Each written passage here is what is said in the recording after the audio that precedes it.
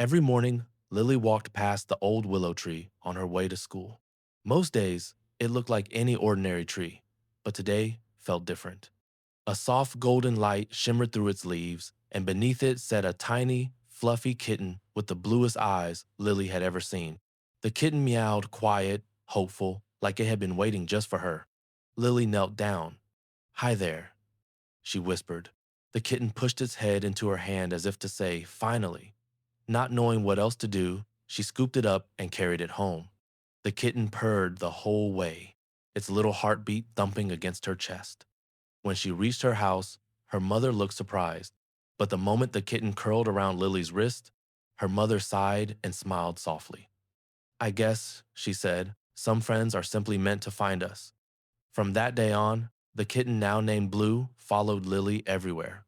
It waited by the door when she woke up, curled on her books while she studied, and snuggled beneath the willow tree with her every sunny afternoon.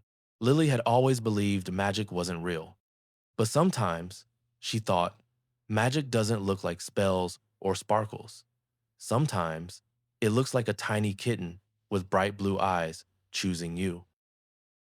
So back in 2020 over 2021, peak, my bestie and I, both F21 at the time, were some pretty lonely bitches and decided to take a look at Tinder to see what all the fuss was about.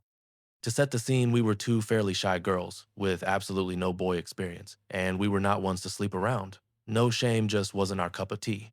My bestie, we'll call her Jasmine, was a lot more shy than me. Not gonna lie, I coddled her a little bit, but she and I were talking to some guys and she really liked hers. He asked her out and she said yes, then panicked immediately because she didn't want to go alone. It was going to be her first official date and she wanted me there. Well, I had my guy in mind and told her I wouldn't be opposed to doing a double date with her in the hopes it would break the ice easier with a double date. Fuck up Hashon.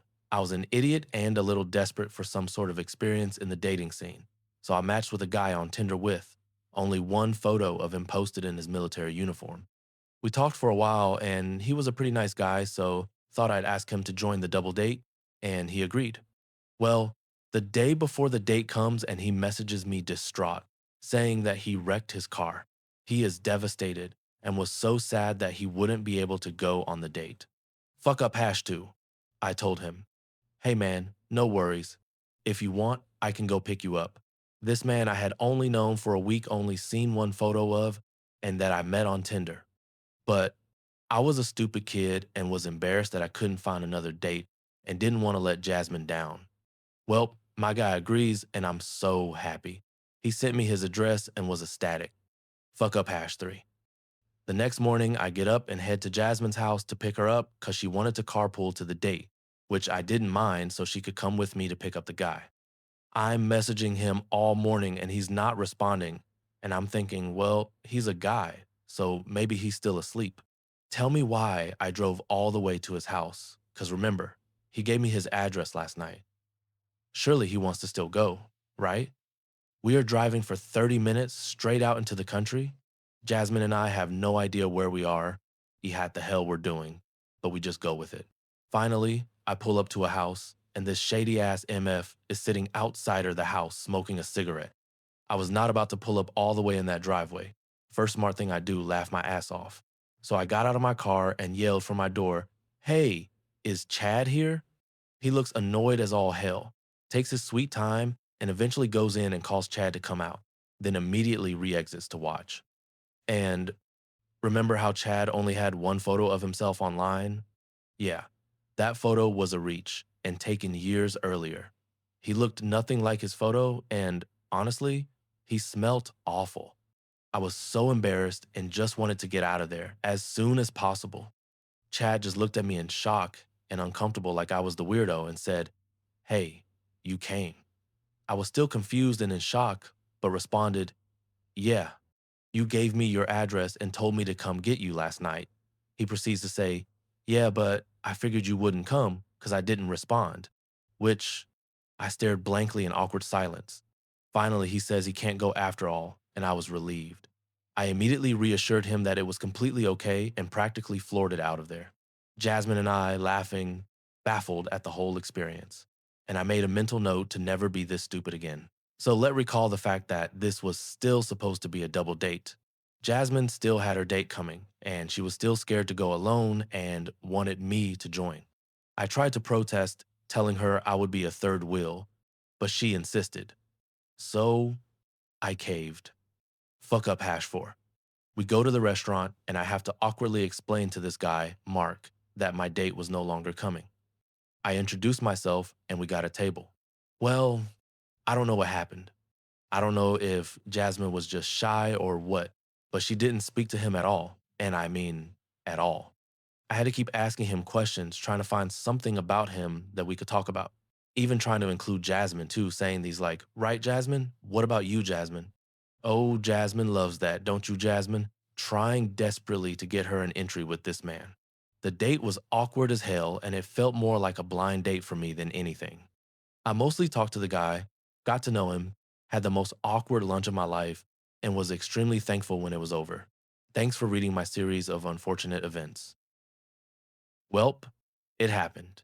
'Twas a brisk Sunday morning, and I, F21, with the hangover from hell, went to brush my teeth while staring at my mascara-stained face. I grabbed my toothpaste without looking. It came out the bottle far too quick, which did inspire some level of concern, but apparently not enough to go back into the cupboard and look at the tube. I wet the brush and started brushing.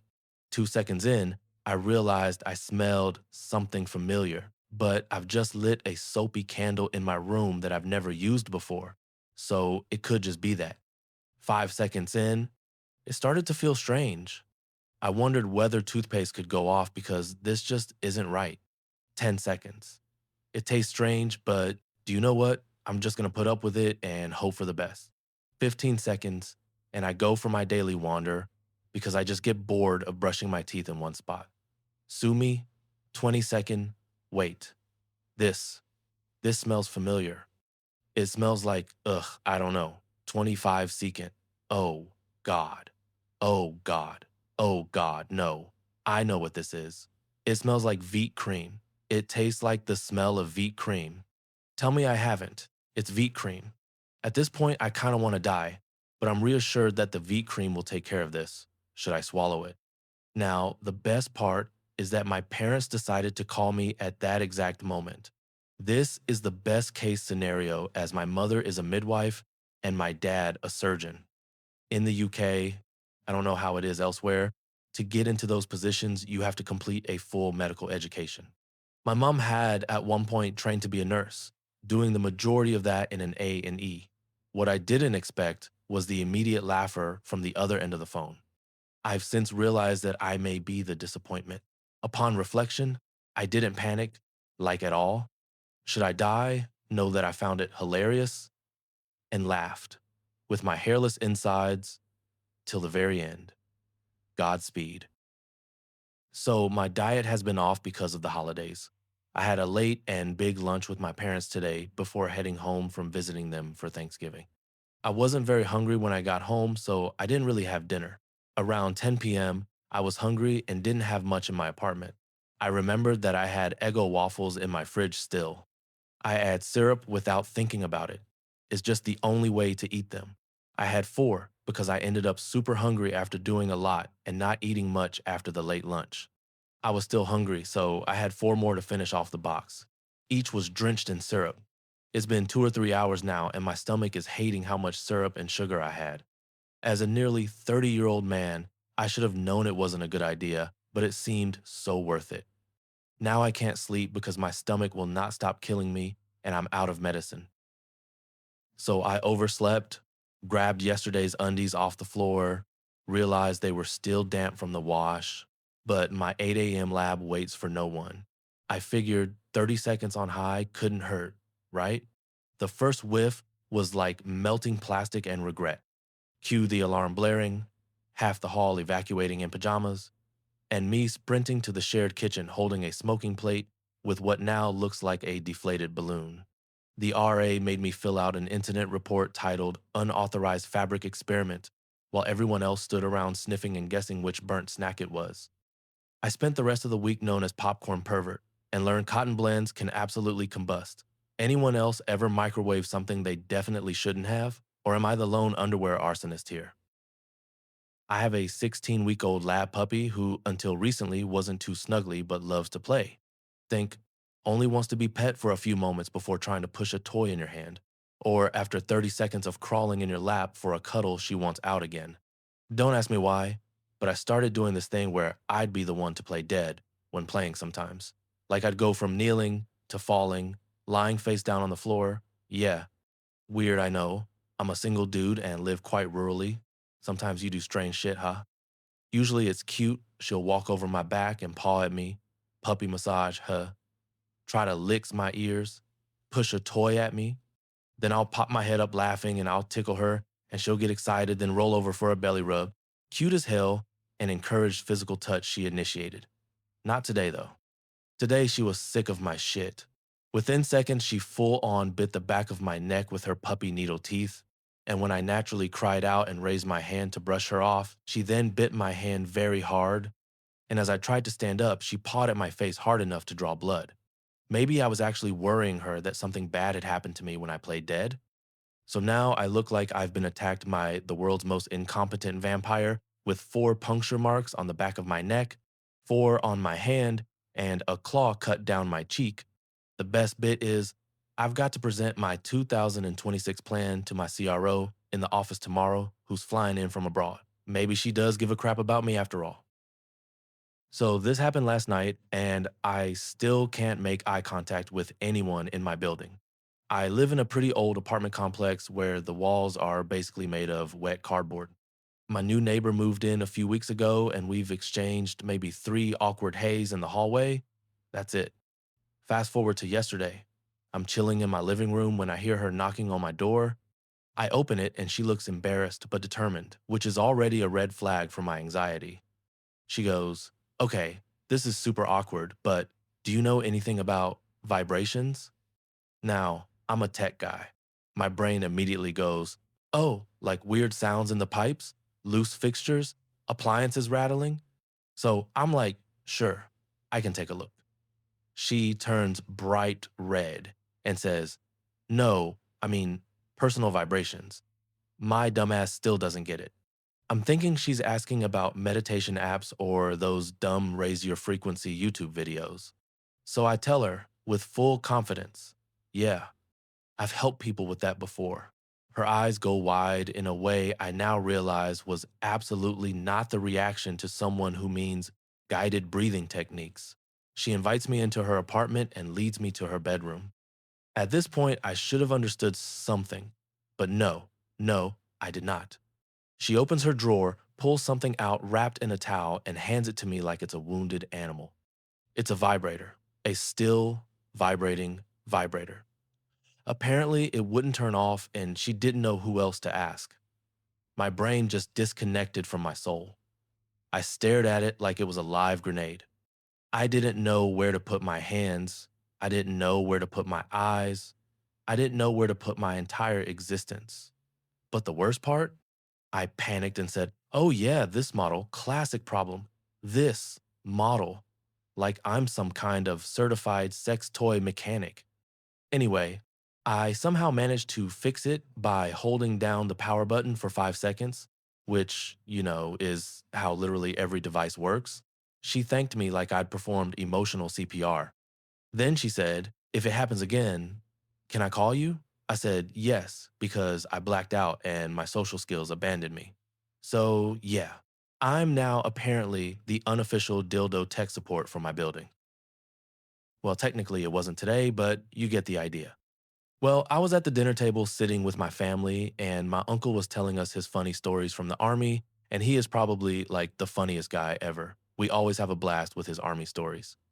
Anyways, after a particularly funny point of the story, my brother added something on it, and at this point, I already had to pee really bad, and I just couldn't stop laughing. I literally felt that I was going to pee, so I tried to stand up and accidentally crashed into my brother in the process. And that was the last straw for my bladder. I just couldn't hold it anymore and started peeing myself while still trying my best to stop laughing.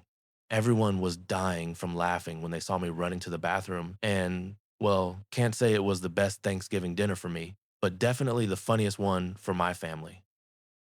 When I was about 9, I became absolutely convinced that our garden hose was alive.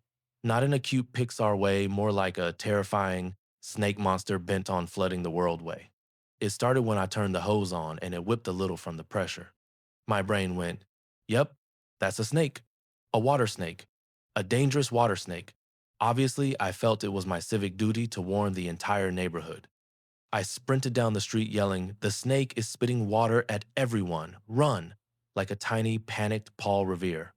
A few neighbors came outside because I guess hearing a small child screaming about water snakes isn't something you ignore.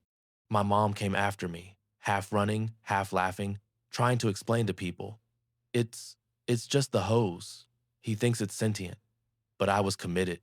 I refused to return home until someone agreed to deal with it. My older brother volunteered, marched into the backyard with a broom like he was preparing for medieval combat, turned the water off, and slapped the hose dramatically to the ground.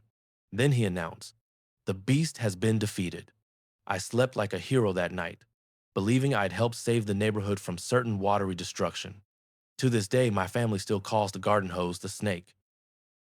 Every evening, just before dusk, Miss Alma would place a tiny lantern on the crooked fence outside her little blue house on Willow Lane. The lantern wasn't fancy, its paint was chipped, its glass a bit foggy, but when it glowed, it looked like a warm star that had wandered down to rest by the roadside. Children on their way home from the park always slowed down to look at it. Some said the lantern held a wish, others swore it glowed brighter when someone was sad. One autumn afternoon, a girl named Lila trudged down Willow Lane with her backpack dragging behind her. She'd had a hard day, her best friend had moved away, and the whole world felt colder because of it. When she reached the fence, she noticed the lantern flickering gently, as if it were breathing. Miss Alma was tending her garden nearby and looked up. "Rough day?" she asked softly. Lila nodded. She didn't have the energy for words. Miss Alma smiled kindly.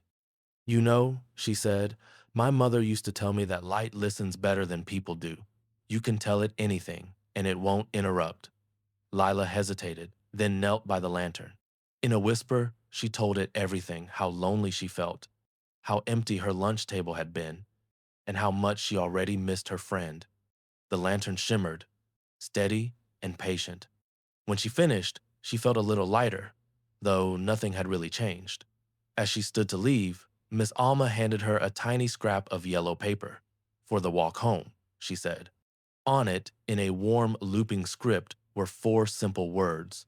"Light grows when shared." Lila tucked it into her pocket. And that night, when she reached her own porch, she left a small battery tea light glowing by her door, just in case someone else needed a bit of quiet listening. Took a different route on my walk today and passed a tiny repair shop with a sign that said, "We fix anything except broken hearts." As I'm laughing at it, an older guy walks out holding a toaster and goes completely dead serious. "People keep putting forks in these every day. I don't know why, and I'm scared to ask." Then he just walks away like an NPC delivering a side quest line. Weirdly, that 10-second moment snapped me out of a slump. Makes me think about how many little gems you miss by walking the same path every day. What's the funniest random moment you've had lately?